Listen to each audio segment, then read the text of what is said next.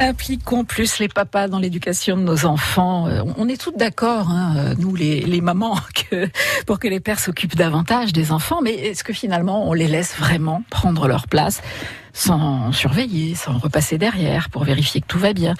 Quelle que soit la génération à laquelle vous appartenez, venez nous dire comment, en tant que père, que mère, vous avez envisagé cette relation qu'on va explorer avec vous ce matin, Jérôme Canaguier.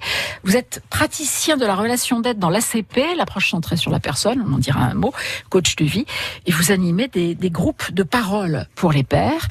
Et bien sûr, vous êtes papa vous-même et vous savez de quoi vous parlez. C'est ça. De nombreuses fois, papa. Combien d'enfants ? J'ai eu 2 enfants très jeunes, j'avais pas encore 30 ans. Et la vie m'a amené à me remarier et à avoir à nouveau un enfant. Donc j'ai pu vivre une expérience complètement différente, touché par une forme de sensibilité, touché par ce que vivent les mamans, parce que j'ai décidé de porter mon enfant. Porter, c'est-à-dire ?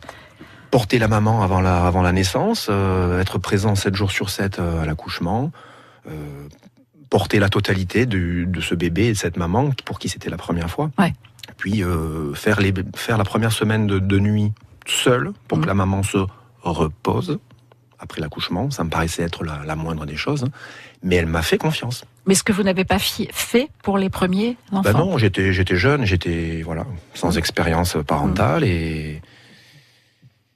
et c'est vrai que du coup, mon besoin aujourd'hui, c'est de transmettre autour de moi lors d'ateliers, des ateliers pour les parents et des groupes de parole pour les papas spécifiquement pour parler de ce que eux ils ont vécu ou de ce qu'ils vivent encore et de leur qu'on échange sur de notre ressenti, sur ce qui est fait, sur ce qui fait nos douleurs, nos difficultés, les barrières qu'on rencontre. Ouais.